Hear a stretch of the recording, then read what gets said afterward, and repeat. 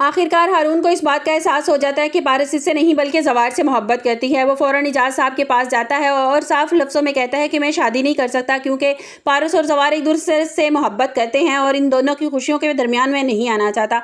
इजाज़ साहब हैरान होकर वजह पूछते हैं तो हारून दोबारा वही बात दोहराता है और दरख्वास्त करता है कि पारस की शादी ज़वार से कर दी जाए, लेकिन इजाज़ साहब कहते हैं कि ज़वार की शादी तो पहले ही रेशम से तय हो चुकी है। अगर हारून उन्हें समझाने की कोशिश करता है कि रिश्ते ज़बरदस्ती से नहीं निभाए जाते, पारस और ज़वार एक दूसरे से बहुत मोहब्बत करते हैं। मैंने आज ज़वार को पारस के लिए रोते बिलखते और दुआओं में मांगते हुए देखा है। बेहतर इसी में है कि दोनों का निकाह कर दिया जाए। कुछ देर के बाद बिजात बख्त भी इजाज़ साहब के घर पहुंच जाते हैं और काफ़ी देर तक उन्हें समझाते हैं और बताते हैं कि मेरी पारस बहुत ज़्यादा मोहब्बत करती है ज़वार से और हर चीज़ के लिए बचपन से ये तरसती आ रही है, किस तरह इस माँ की मोहब्बत से तरसी है। और मैं आपसे इल्तिजा करता हूँ, आपसे दरख्वास्त करता हूँ कि आप ज़वार का हाथ पारस के हाथ में दे दें। इजाज़ साहब मान जाते हैं और ये सब कुछ खड़ी रेशम बाहर सुन रही होती है। उसके पैरों तले से ज़मीन निकल जाती है। वो अंदर आके चीख के कहती है इजाज़ साहब से कि ये आप कैसे कर सकते हैं, ज़वार मेरी बचपन की मोहब्बत है, हमारी मंगनी हो चुकी है और इतनी आसानी से आप मेरे ज़वार को पारस के हवाले कैसे कर सकते हैं। मैं ये हरगिज़ नहीं होने दूँगी। मैं ज़वार की माँ बाहर निकलती है और उसे समझाने की कोशिश करती है और कहती है कि रेशम समझने की कोशिश करो, ज़वार तुमसे मोहब्बत नहीं करता, वो पारस से मोहब्बत करता है, तुम कभी ज़वार के साथ खुश नहीं रह पाओगी। और रेशम गुस्से में वहाँ से चली जाती है। उसके तन बदन में आग लग जाती है।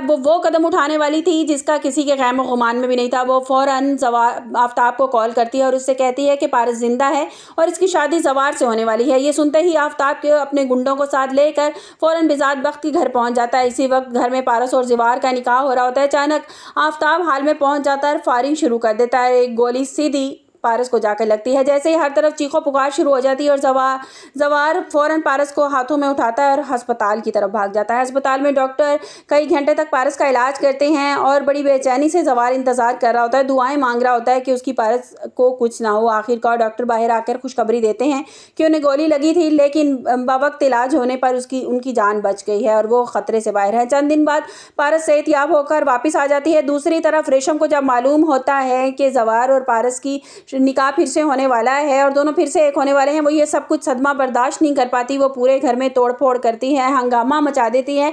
उसकी माँ, उसके बाप उसको पकड़ने की कोशिश करते हैं। वो अपने कमरे में खुद को बंद कर लेती है और वो जहर खा लेती है, जिस पर उसके माँ बाप बाहर से दरवाज़ा खटखटाते रह जाते हैं और वो दरवाज़ा नहीं खोलती। पारस और ज़वार जो है उनका निकाह हो जाता है और ज़वार पारस को लेकर एक अलग घर में शिफ्ट हो जाता है। तो आप लोगों को ये दिखाया जाएगा कि जो है रेशम का बाप है वो दरवाजे को धक्का लगाकर अंदर दाखिल होगा और वहाँ पे रेशम को बेहोशी की हालत में पाएगा और फ़ौरन उसको अस्पताल ले जाया जाएगा। जिस पर ये बात जब एजाज साहब तक पहुँचेगी तो वो भी फ़ौरन अस्पताल पहुँच जाएंगे और हाथ जोड़कर माफ़ी मांगेंगे रेशम के बाप से कि हमें माफ़ कर दो, हमने ऐसा हरगिज़ नहीं सोचा था कि हम तुम्हारी बेटी की जान के दुश्मन बन जाएं। तो उस पर बिजात बख्त कहेंगे कि तुम जो चाहते हो, उसके बाप से कहेंगे करने के लिए तैयार हूँ, तुम अगर रेशम की शादी अगर चाहते हो तो हारून से भी मैं करवाने के लिए तैयार हूँ। जिस पर उसका बाप जो है वो हामी भर लेगा, रजामंद हो जाएगा और वो कहेगा कि मैं एक बार अगर रेशम से पूछ लूँ तो बेहतर होगा। फिर उसके बाद रेशम से पूछा जाएगा तो रेशम मेरे ख्याल में तो वो मान जाएगी, हाँ कर देगी इस रिश्ते के लिए और रेशम की और हारून की शादी करवा दी जाएगी। और ज़वार और पारस जो है वो घूमने के लिए कहीं बाहर जाएंगे और उनकी ज़िंदगी बड़ी अच्छी चलना शुरू हो जाएगी। और आफ्ताब जो है वो उसको पुलिस अरेस्ट करके ले जाएगी।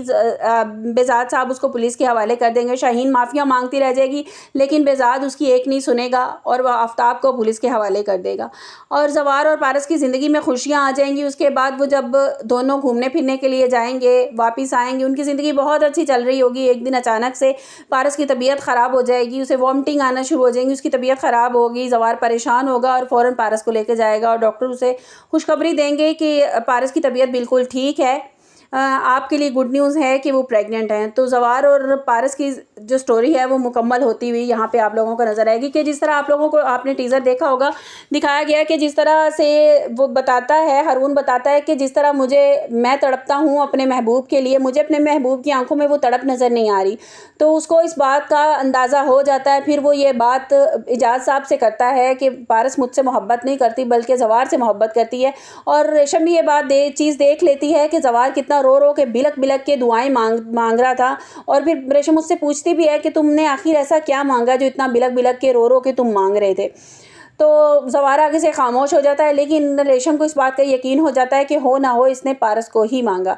और ये रेशम की बात बिल्कुल सही साबित होती है कि जो भी यहाँ पे मन्नत मांगता है वो कबूल हो जाती है। और ज़वार ने भी अपनी मोहब्बत मांगी थी और रेशम ने पारस ने भी अपनी मोहब्बत मांगी थी कि मैं अपनी मोहब्बत मांगती हूँ और मुझे मेरी मोहब्बत मिल जाए, तो उसको इन द एंड उसकी मोहब्बत मिल जाएगी। आप लोगों को क्या लगता है कि जिस तरह से अब मेरी प्रिडिक्शन है मे बी कि ये स्टोरी कुछ डिफरेंट हो जाए, लेकिन स्टोरीज़ को देखते हुए हारून ने जिस तरह से उसको फील होना शुरू हो रहा है कि पारस जो है उसमें इतनी इंटरेस्टेड नहीं है, स्टोरी इसी तरफ जाती नज़र आ रही है। आपको मेरी वीडियो कैसी लगी कमेंट्स बॉक्स में अपनी कीमती राय का इज़हार ज़रूर कीजिएगा और ज़रूर बताइएगा कि आपको कैसा लगा कि पारस जो हारून है उसने जाकर इजाज़ साहब को हकीकत बताई और पारस और ज़वार एक हो गए। आपको मेरी वीडियो कैसी लगी कमेंट्स बॉक्स में अपनी कीमती राय का इज़हार ज़रूर कीजिएगा। मिलते हैं एक नई वीडियो के साथ, अपना बहुत सा ख्याल रखिएगा। अल्लाह हाफिज़।